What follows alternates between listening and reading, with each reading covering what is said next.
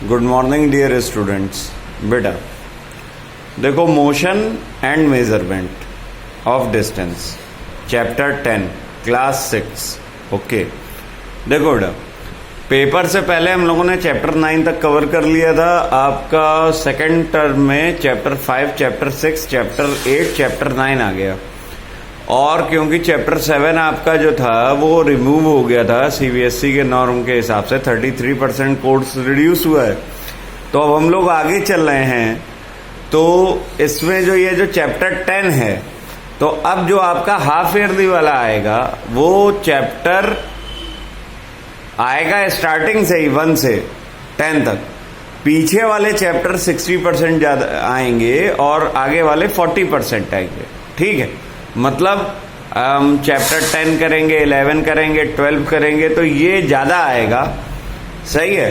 और पीछे के जो आपके चैप्टर है 1, 2, 3, 4 है ना, और इधर आपका चैप्टर 5, 6 हो गया, इससे थोड़ा थोड़ा क्वेश्चन आ जाएंगे। ठीक, मेजर पोर्शन इधर ही से रहना है। अब चलो चैप्टर स्टार्ट कर लेते हैं। देखो, कह रहा है motion and measurement of distance. तो पहले मोशन समझ लें, व्हाट इज मोशन। तो देखो, मोशन क्या है कि मोशन यानी चलना। अभी हम लोगों ने पीछे एक चैप्टर देखा था, चैप्टर 9। तो चैप्टर 9 में हम लोगों ने क्या देखा था? चैप्टर 9 में हम लोगों ने क्या देखा था कि आप कैसे जानवर चलते हैं। वॉक है, स्किप है, जंप है, रन है, स्लाइथ है, स्लाइथर, स्नेक स्लाइथर करता है, इतनी सारी चीजें देखी थी। मंकी जंप करता है, ठीक है, घोड़ा रन करता है, पर ह्यूमन वॉक करता है। तो यहां जो मोशन की बात हो रही है वो टाइप ऑफ मोशंस की बात हो रही है, बट ये बात करेंगे हम मशीनों के बारे में। अभी हमने बात करी लिविंग थिंग्स की, अब हम इस चैप्टर में बात करेंगे मशीनों के बारे में। Horizontal motion, vertical motion. Horizontal motion एकदम नाक की सीध में चलना, स्ट्रेट लाइन में चलना। वर्टिकल मोशन अपवर्ड चलना है, ऊपर की ओर सीढ़ी चढ़ना, अपवर्ड मोशन हो गया हमारा, और वर्टिकल मोशन हो गया। ठीक, अब फैन ले लो एग्जाम्पल, फॉर एग्जाम्पल। तो ये क्या कर रहा है? सर्कुलर मोशन कर रहा है, ठीक है, सर्किल बना रहा है।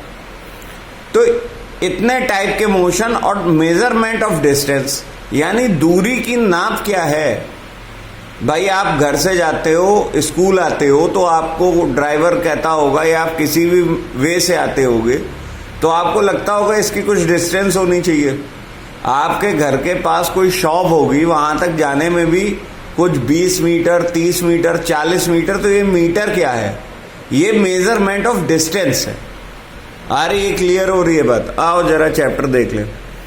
कह रहा है there was a general discussion about the children in Paheli and Boojho class about their places they had visited during the summer vacation. Some had gone to their native village by a train, then by a bus, and finally by a bull cart. One student had travelled by an aeroplane. Another spent many days of his holidays going on fishing trips in his uncle's boat. अब देखो किसकी किसकी बात हो गई। Train की बात हो गई, बस की बात हो गई, बैलगाड़ी बुल कार्ट की बात हो गई, इसके बाद बोट की बात हो गई, एरोप्लेन की बात हो गई। तो ये सब क्या है? मोड ऑफ ट्रांसपोर्ट है। आपने पहले भी पढ़ा हुआ है। मोड ऑफ ट्रांसपोर्ट कौन कौन से होते हैं? तो पहला मोड ऑफ ट्रांसपोर्ट आपका लैंड है। लैंड के मोड ऑफ ट्रांसपोर्ट्स में क्या आता है? ट्रेन आ जाएगा, बस आ जाएगा, जो लैंड पे चलते हैं। बोट आपका mode of transport in water आ जाएगा, ठीक है। और mode of transport in air में आप हेलीकॉप्टर और एरोप्लेन को लोगे। ये इतनी क्लियर है बात। चलो आगे चलते हैं। The teacher then asked them to read the newspaper article that mentioned about small wheeled vehicles that on the soil of Mars and conducted experiment. The vehicles are taken by spacecraft all the way to Mars. चलो एक newspaper की cutting मिली, उसमें बताया उन्हें कि एक छोटी छोटी पहियों वाली गाड़ी गई थी। कहाँ गई थी? मंगल पे गई थी। उसके बारे में उन्होंने पढ़ा, उसने वहां पे जाके फोटोग्राफ ली और चला मार्स की सतह पे। इससे गया था, स्पेस क्राफ्ट से गया था। एक और चीज जोड़ दी। तो ये सब चीजें क्या बता रहा है? एक तो हमको डिस्टेंस का मेजर चाहिए, दूसरा उस डिस्टेंस को नापने के लिए हम कौन से मोड का इस्तेमाल करेंगे, कौन सा ट्रांसपोर्ट अच्छा रहेगा। अब आपको बस से जाना है तो 2 से 3 घंटे का सफर सही है, आपको 36 घंटे सफर करना है ट्रेन सही है, आपको आधे घंटे में कहीं पहुंचना है एरोप्लेन सही है। तो मोड ऑफ ट्रांसपोर्ट, आपकी नीड, ठीक है, और आपकी कैपेसिटी, आप कितना पे कर सकते हो उसके लिए, दोनों पे डिपेंड करेगा। मान लो आपके पास ट्रेन के किराए के पैसे हैं तो आप ट्रेन से जाओगे, आपको ट्रेन थोड़ा इजी पड़ेगा, सस्ता पड़ेगा। जितने में ट्रेन के 5 टिकट होंगे उतने में पता चला बस में 2 टिकट हुए या एक ही टिकट हो रहा है, सही है। तो वो महंगा है, ये सस्ता है, यहां पे वो आ जाता है। साइंस का पॉइंट ऑफ व्यू क्या होता है कि कोई डिस्टेंस, अब 500 किलोमीटर का डिस्टेंस है दिल्ली का, 550 किलोमीटर है दिल्ली कानपुर से, क्या होगा? आप बस से जाओगे आपको 12 घंटे लग रहे हैं, आप ट्रेन से जाओगे आपको 7 घंटे लग रहे हैं। टाइम ऑफ जर्नी कम हो गया, क्यों? क्योंकि ट्रेन की स्पीड ज्यादा है और बस की स्पीड कम है। कन्वीनियंट वे में आप पहुंच जाओगे, रात में सोए और सुबह आप दिल्ली उतर गए। तो ये सब क्या है? लॉन्ग डिस्टेंस को ट्रेवल करने के लिए किस तरह से हम टाइम और डिस्टेंस का मेजरमेंट करते हैं, इस पे बेस्ड है, ठीक है।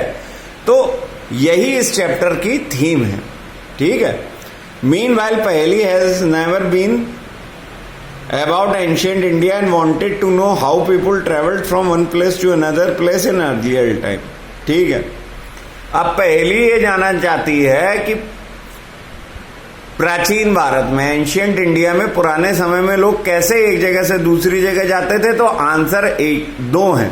पहला ये कि पैदल, दूसरा ये कि या तो उनके पास चैरियट होता था या फिर उनके पास हॉर्स होता था। जो राजा होते थे, किंग्स होते थे, क्वींस होते थे, राजकुमार होता था, प्रिंस होते थे या प्रिंसेस होती थी राजकुमारी, वो तो चलते थे चैरियट से, रथों से, है ना। आपने महाभारत जरूर देखी होगी, उसमें रथ होते हैं चलने के लिए, 2 पहिए की गाड़ी, उसमें आगे हॉर्स लगे होते हैं। या फिर नॉर्मल कॉमन मैन है, उसने किसी से घोड़ा हायर कर लिया, हॉर्स ले लिया, हॉर्स हायर किया, घोड़े पे बैठा और चल दिया। और पहाड़ी इलाकों में आप जाओगे, माउंटेनियस रीजन में, तो वहां पे आपको आपका ये घोड़े जैसा ही जानवर होता है, खच्चर कहते हैं जिसको, या टट्टू कहते हैं जिसको, वो वहां मिलेगा। आप उस पे, उसकी पीठ पे सामान लादा, वो गधे की तरह सामान ढोएगा आपका, या गधे ही ले लिए, उन पे सामान ढोया और ऊपर पहाड़ी पे पहुंच गए। अब देखो, story of transport. Long ago people do not have any means of transport, they use to move only on foot and carry goods on their back. कह रहा है, क्लियरली कह रहा है कि पुराने समय में लोगों के पास कोई साधन नहीं था, वो पैदल जाते थे। They use to move only on foot, वो पैदल जाते थे, and carry goods on their back, और अपना सामान अपनी पीठ पे लाद लेते थे। Later they begin to use animal for transportation, और बाद में उन्होंने जानवरों का इस्तेमाल करना शुरू किया। अब देखो, इतने सारे आपके सामने बने हैं, साइकिल बनी है, एरोप्लेन बना है, शिप बना है, बुलकार्ट बैलगाड़ी बनी है, बस है, ट्रेन है, ये सारे दिए हुए। अब क्या कह रहा है, इन्हें boats were used from ancient times. Water route में जाने के लिए हम बोट का, नाव का इस्तेमाल करते थे। To begin with, boats were simply logs of wood in which hollow cavity could be made. पहले बोट कैसे बनती थी कि वो लकड़ी के लट्ठों को एक दूसरे पे रख करके और दे देते थे और उसी पे चढ़ के चल जाते थे। Later people learn to put together different pieces of wood and give shape to the boats. और बाद में लोगों ने सीखा कि लकड़ियों को आपस में जोड़ के बोट कैसे बनाते हैं। These shapes limited the shapes of the animals living in water, और इनकी जो शेप होती थी वो उन्हीं जानवरों की शेप की तरीके थी जो पानी में रहते थे। Recall our discussion of this streamline shape of fish in the chapter 8 and 9, और हमने मछलियों का स्ट्रीमलाइन फेस आपको बताया हुआ है। Invention of the wheel make a great change, पहिए के आविष्कार ने बहुत बड़ा चमत्कार किया। The design of the wheel was improved over thousands of year, और ये हजारों साल तक बदलता रहा। Animals were use to pull carts that moved on wheel, और जानवर वो गाड़ियां खींचते थे जिनमें पहिए लगे होते थे। Until the beginning of the 19th century, 19वीं शताब्दी शुरू होने से पहले यानी in the year 1900, people still dependent on animals, लोग जानवरों पे ही निर्भर रहे थे। Boats and ships to transport them from place to place, और नाव और जहाजों से एक जगह से दूसरी जगह जाते थे पानी में। The invention of steam engine led to development of new means of transport, railroads. ठीक है, भाप का इंजन या स्टीम इंजन से क्या बना बेटा, ट्रेन बन गई। ठीक है, उनको खींचने के लिए। Were made for steam engine driven carriage and wagon, और इनसे गाड़ियों में डिब्बे लगाए जाते थे जिससे सामान ढोया जाता था। ठीक है, हमारे कैरिज माने सामान ढोने वाला, वैगन माने ट्रेन का डिब्बा। अब आ गया लेटर केम, इसके बाद automobile such as motor car, trucks, bus, motorised boat, ships used in the means of transport on water. इसके बाद हमने मोटर कारों का इस्तेमाल किया, ट्रक का इस्तेमाल किया, बसेस का इस्तेमाल किया, मोटराइज्ड बोट, बोट में मोटर लगा दी, चलने लग गई खुद से, शिप बनाया वाटर में चलने के लिए। The early years of 1900 saw the development of aeroplanes, और 19वीं शताब्दी के शुरुआत में यानी 1902-3 में अल्बर राइट और विल्बर राइट, दो राइट ब्रदर्स थे जिन्होंने एरोप्लेन बना दिया था। ठीक है बेटा, उसी की बात कर रहे हैं। डेवलपमेंट ऑफ एरोप्लेन्स, वहां से हवाई जहाज बनने शुरू हो गए थे। They were later improve to carry passenger and goods, बाद में इनसे यात्रियों को और सामान को ले जाया जाने लगा। पैसेंजर माने वो लोग जो एरोप्लेन से, बस से, ट्रेन से, किसी भी मोड ऑफ ट्रांसपोर्ट से ट्रेवल करेंगे, और गुड्स सामान जो उस पर रखा जाएगा। इलेक्ट्रिक ट्रेन्स, इलेक्ट्रिक ट्रेन्स मतलब बिजली से चलने वाली ट्रेनें। मोनोरेल, अकेली ट्रेन। सुपरसोनिक एरोप्लेन, हवा से भी, सुपरसोनिक का मतलब, सोनिक का मतलब होता है साउंड, सुपर का मतलब मोर देन सोनिक, यानी स्पीड ऑफ साउंड जो 332 मीटर पर सेकेंड है, उससे भी ज्यादा स्पीड से चलने वाले एरोप्लेन्स और स्पेसक्राफ्ट बनने लग गए। Are some of the contributes of the 20th century, ये सब 20वीं सेंचुरी की देन है जिसमें हम लोग चल रहे हैं, जिस ईयर में 20th century में ही चल रहे हैं, 2020 चल रहा है। ठीक है, shows the some different mode of transport, हमने फिगर 10.1 में आपको कुछ डिफरेंट मोड्स ऑफ ट्रांसपोर्ट दिखाया था, आओ एक बार फिर देख लेते हैं।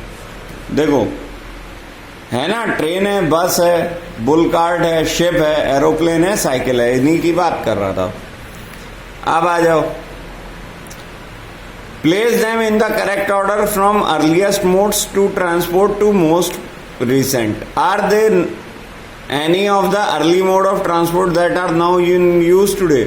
हाँ सही है, बुल कार्ट हम यूज नहीं करते, बैलगाड़ी, लेकिन आज भी इस्तेमाल होती है, गांवों में तो इस्तेमाल होती ही है, इसलिए नहीं कह सकते कि नहीं करते, करते हैं। How wide is the desk, हमारे स्कूल की डेस्क कितनी चौड़ी है। How do people no that how for away they have travelled, लोगों को ये कैसे पता चल जाता है कि वो कितनी दूरी चलकर आए। How will you know whether you can walk all the way to your school और whether you will need to take a bus और rickshaw to reach your school, आपको ये कैसे पता होता है कि आप पैदल चल के अपने स्कूल जा सकते हैं या फिर आपको एक बस की या रिक्शा की जरूरत है अपने स्कूल जाने के लिए। When you need to purchase something, is it possible for you to walk to the market? जब आप कुछ सामान खरीदना चाहते हैं तो क्या आपके लिए पॉसिबल है कि आप पैदल चल के सामान खरीदने जाएंगे मार्केट में? How will you know the answers of these question? आप इन सब सवालों के जवाब कैसे ढूंढेंगे? It is often important to know that how far the place is. ये जानना बहुत जरूरी है कि कोई जगह कितनी दूर है, so that we can have an idea how we are going to reach that place. तो हम ये कैसे जानेंगे कि हम किस जगह पहुंचना चाहते हैं? वॉक, टेक ए बस और ट्रेन, पैदल चल के, बस लेके या ट्रेन से, शिप जहाज से, एरोप्लेन हवाई जहाज से, और इवन एन स्पेस क्राफ्ट अंतरिक्ष यान से। Sometimes there are objects whose length और width we need to know. कभी कभी क्या होता है, हमें कुछ चीजों की लंबाई चौड़ाई पता होनी चाहिए। लेंथ माने लंबाई है, विड्थ माने चौड़ाई है। In the Paheli and Boojho classroom, Paheli और बूझो के क्लासरूम में there are large number of desk which are to be shared by 2 student. एक डेस्क होती है लंबी जिसपे 2 बच्चे बैठते हैं या 2 स्टूडेंट बैठते हैं। पहेली एंड बूझो शेयर 1 डेस्क, पहेली और बूझो भी एक डेस्क शेयर करते हैं, but frequently and up objecting that other is using a large share of the desk. पर हमेशा ऐसा होता है कि दोनों आधे आधे में नहीं बैठते, एक ज्यादा जगह में बैठता है, दूसरा कम जगह में बैठता है। On the teacher suggestion, teacher के समझाने पे, they decided to measure the length of the desk, उन्होंने डेस्क की लेंथ को मेजर करने का डिसीजन ले लिया। Make a mark exactly in the middle of it, और उन्होंने उसके ठीक बीच में एक निशान बना दिया। Draw a line to separate the 2 half of the desk, और डेस्क के 2 हाफ को अलग करने के लिए एक लाइन भी खींच दी। Both Paheli and Boojho are very fond of playing gilli danda with their friends. पहेली और बूझो दोनों को अपने दोस्तों के साथ गिल्ली डंडा खेलना बहुत अच्छा लगता था। बूझो brought a set of gilli and डंडा विद हिम, और बूझो अपने साथ एक सेट गिल्ली और डंडे का लाया था। Here is how they tried to measure the length of the desk using the danda and the gilli. अब उन्होंने गिल्ली और डंडे की मदद से डेस्क को नापने की कोशिश करी।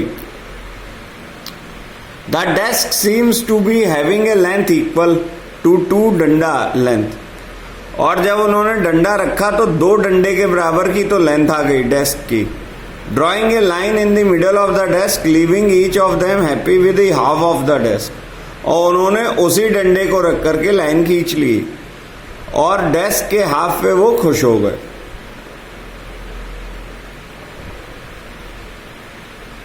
After a few days the marked line gets wiped out, कुछ दिनों बाद वो जो लाइन थी वो मिट गई। Boojho now has a new set of gilli and danda, has he lost his old one, और अब बूझो जो है आज नया गिल्ली डंडा लाए थे क्योंकि पुराना उनका खो गया। Here is how the length of the desk seems to measure length using गिल्ली एंड डंडा। तो देखो फिगर में क्या दिखा रहे हैं कि एक गिल्ली रखा, फिर एक डंडा रखा, फिर एक गिल्ली रखी, फिर एक डंडा रखा, ऐसे करके टेबल को मेजर किया। फिगर 10.2 में, फिगर 10.3 में, दोनों में डिफरेंस आ जाएगा। Hello, now when measured with the new set of gilli danda, the desk length seems to about 2 danda length, 1 gilli length and with a small length left out. अब 2 danda length की पहले थी desk तो वही थी, अब जो नई गिल्ली डंडा आया वो छोटी थी। तो क्या हुआ कि 2 डंडे लग गए, एक गिल्ली लग गई और फिर भी थोड़ी जगह छूट गई। दिस इज लेस देन 1 गिल्ली लेंथ, और अब ये एक गिल्ली की लेंथ से छोटी थी, तो इसको कैसे सेपरेट करें? नाउ व्हाट, अब क्या करें? What should you suggest Paheli and Boojho to do to measure the length of the whole desk? तो आप पहेली और बूझो को क्या सलाह देंगे कि वो कैसे मेजर करें? Can they use a cricket wicket and ball to measure the length? क्या वो क्रिकेट के एक विकेट से और बॉल से मेजर लेंथ कर सकते हैं डेस्क की? Do you think that this might create a similar problem? क्या आपको लगता है कि इससे भी सिमिलर प्रॉब्लम होगी? कोई स्टंप बड़ा होता है, कोई स्टंप छोटा होता है, क्रिकेट के स्टंप या क्रिकेट के विकेट से अगर हम कोई चीज़ नापेंगे, छोटे विकेट से या छोटे स्टंप से वो छोटा नापेगा यानी ज़्यादा आ जाएगा, और बड़े स्टंप से वो कम आएगा। ठीक है, तो आज यहीं तक रखते हैं।